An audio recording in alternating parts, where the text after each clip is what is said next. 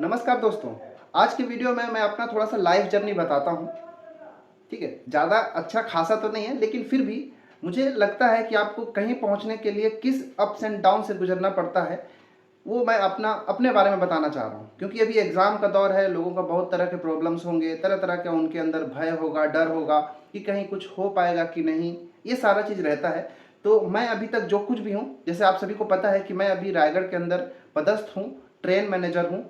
तो यहाँ तक मैं कैसे पहुँचा हूँ, देखिए, क्योंकि ट्रेन मैनेजर कुछ इतना बड़ा भी पोस्ट नहीं है, लेकिन क्योंकि मेरे साथ अब बहुत सारे 10,000 15,000 लोग जुड़े हैं, तो मुझे लगता है कि मुझे मेरे लाइफ जर्नी के बारे में उनको पता होना चाहिए कि आप कुछ भी बन जाते हो तो इतना झटके में नहीं बन जाते हो। आप बहुत तरह तरह के दौर से गुजरे होते हो, तरह तरह के अप्स एंड डाउन से, प्रॉब्लम से गुजरे होते हो। तो मैं ज़्यादा कुछ नहीं बताने वाला हूँ अपने लाइफ के बारे में, लेकिन मैं ये ज़रूर बताने वाला हूँ कि मैं अभी तक कितना एग्ज़ाम दिया हूँ टोटल गवर्नमेंट एग्ज़ाम की तैयारी के लिए, उसमें से कितना जो है मैं क्वालिफाई किया हूँ, और कौन कौन से में मैं फाइनली क्वालिफाई हुआ हूँ, और कौन कौन से में मेंस में, प्री में ऐसे जाके अटक गया हूँ। तो देखिए, ये जो आप डायरी देख रहे हैं, ये बहुत पुराना है। इसमें मेरे लगभग जितने भी एग्ज़ाम दिया है सबको इसमें मैं लिख के रखता हूँ। तो इसमें मैं टोटल लिखा हूँ 47 गवर्नमेंट एग्ज़ाम अभी तक दिया हूँ। 2015 में मैं कॉलेज पास आउट हुआ, उसके बाद टोटल 47 गवर्नमेंट एग्ज़ाम दिया हूँ, और तब जाके मैं आज यहाँ पर हूँ। उसमें मैं बताता हूँ कि क्या किसमें पहले क्या सिलेक्शन हुआ था, क्या हुआ था, मैं बताता हूँ। देखिए, सबसे पहले कॉलेज पास आउट होने के बाद, जैसे कॉलेज पास आउट हुआ, लास्ट ईयर में था, तो सिलेक्शन होता है कहीं कहीं, तो हुआ था। उसको बात छोड़ दीजिए, मैं गवर्नमेंट एग्जाम की बात करता हूँ। और एक मर्चेंट नेवी में भी मेरा सिलेक्शन हुआ था, लेकिन फाइनेंशियल प्रॉब्लम होने की वजह से मैं उसमें नहीं जा पाया था। इसके बाद मैं सबसे पहला कोई गवर्नमेंट एग्जाम दिया था तो एसबीआई क्लर्क का दिया था। ठीक है, एसबीआई क्लर्क का दिया था, और पहले ही बार में मेरा एसबीआई क्लर्क का जो प्रीलिम्स है वो सेलेक्ट हो गया था। इसके बाद मेंस के लिए क्वालिफाई हो गया था।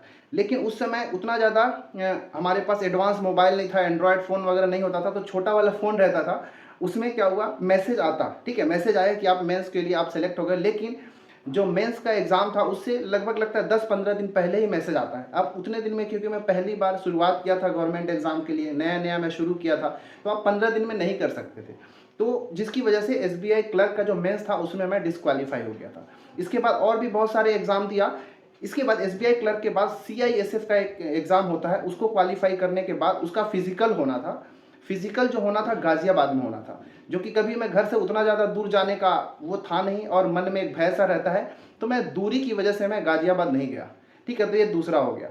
इसके बाद आरआरबी एनटीपीसी जो 2016 में हुआ था रेलवे के लिए, जो अभी मैं जिस पोस्ट में हूँ आरआरबी एनटीपीसी की वजह से, 2016 में भी हुआ था।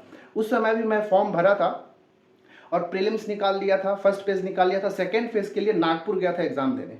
ठीक है, लेकिन क्या होता है कि आप जो भी सेंट्रल गवर्नमेंट की एग्जाम की आप तैयारी करते हैं, तो आपके स्पीड बहुत मैटर करता है, क्योंकि पूरा एग्जाम ऑनलाइन होता है। केवल 1 घंटे के पीरियड में आपको सेलेक्ट मतलब अच्छा खासा अटेम्प्ट करना होता है। तो ऑनलाइन प्रैक्टिस मैं बिल्कुल नहीं करता था, पूरा पेन पेपर पर ही मैं प्रैक्टिस करता था, जिसकी वजह से मुझे लगता है कि कहीं ना कहीं 2016 वाला जो मैच था उसमें मैं क्वालिफाई नहीं कर पाया था। अदरवाइज हो सकता था कि मैं अगर ऑनलाइन प्रैक्टिस करता तो 2016 में ही मैं जहां अभी हूं उस समय वहां होता। ठीक है, तो वो भी मेरी गलती थी।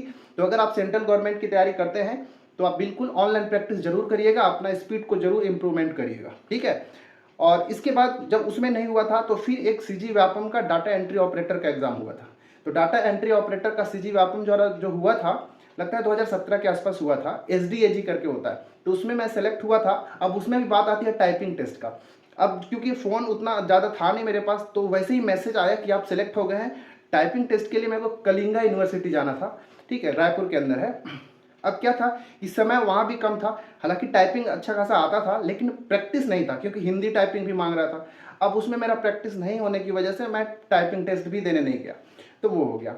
इसके बाद फाइनली बहुत सारे एग्जाम के दौर से गुजरा, बहुत सारे अप्स एंड डाउन देखा, साथ ही साथ मेरा एजुकेशन लोन भी था, और एजुकेशन लोन भी देना था। ये सारे प्रॉब्लम्स तो साथ साथ चल ही रहा। बाद फाइनली सीजी पटवारी का जो एग्ज़ाम हुआ, इससे जो अभी रेलवे में, उससे पहले सीजी पटवारी का एक एग्ज़ाम हुआ था लॉकडाउन के जस्ट बाद, तो उसमें मेरा सिलेक्शन हुआ, पूरा डॉक्यूमेंट वेरिफिकेशन हुआ, और पहला गवर्नमेंट जॉब मेरा हुआ था सीजी पटवारी का, जिसमें मैं ट्रेनिंग भी कर रहा था।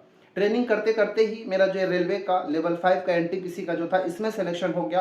तो मुझे लगा कि इधर आ जाना चाहिए, क्योंकि हम सभी को पता है कि जो सीजी पटवारी का जो होता है उसमें ट्रेनिंग टाइम में पैसा भी मिलता है नहीं, बस 2,500 रुपये के आसपास स्टाइपेंड मनी मिलता था, तो मुझे लगा कि इधर चला जाना चाहिए, ताकि थोड़ा फाइनेंशियली भी ज़रूरी है, पैसे की कमी थी, घर में भी प्रॉब्लम था, तो सोचा कि इधर ही आ जाना बेटर होता, तो मैं इधर आ गया। फिर इसके बाद छत्तीसगढ़ एसआई का जो एग्ज़ाम था उसका भी मैं प्री क्वालिफाई किया, मेंस क्वालिफाई किया था, और फिजिकल जो होने वाला था उस समय मेरा रेलवे का जब ट्रेनिंग का उस समय एग्ज़ाम चल रहा था, तो एसआई का जो मेंस के बाद जो फिजिकल हुआ था, मैं फिजिकल के लिए रनिंग वगैरह के लिए मैं नहीं गया था, ठीक है। और शायद अब वो आगे भी प्रोसेस हो भी नहीं रहा है, शायद उस पर स्टे लग गया है। तो इस तरह से जो भी आज मैं हूँ, पूरे इतने सारे एग्ज़ाम देके टोटल 47 एग्ज़ाम देने के बाद मैं इधर पहुँचा हूँ, ठीक है। तो और इतना जब एग्ज़ाम दिया हूँ, अभी यहाँ पे हूँ, तो और भी सोच सकते हैं कि किस दौर से गुजर। 2015 से लेके 2023-24 में जब आपका जॉब लगता है, 6 से 7 साल होने के बाद जब आप थोड़ा सा स्टेबल होने लगते हो, तो आप सोच सकते हो कि आप कितने कैसे कैसे सिचुएशन से आप यहाँ पहुँचे हो। तो इस सब बताने का मेरा मेन मकसद ये था कि अभी जो अगर आप स्ट्रगल कर रहे होंगे तो आप करते रहिएगा, कभी हिम्मत मत हारिएगा। ईमानदारी से अगर आप करते रहेंगे तो आज न कल सिलेक्शन जरूर मिलता है, बशर्ते आपको पढ़ाई छोड़ना नहीं है। पढ़ने के साथ साथ आप ये कर सकते हैं कि अगर कुछ ज़्यादा ही समय लग रहा है तो अपना एक कुछ पार्ट टाइम जॉब खोज लीजिए, करते रहिए, लेकिन साथ साथ पढ़ाई करते रहिए, ठीक है। तो चलिए, ऑल द बेस्ट आपके आने वाले सारे एग्जाम के लिए। मिलते हैं किसी और वीडियो में, इसमें इतना ही। नमस्कार।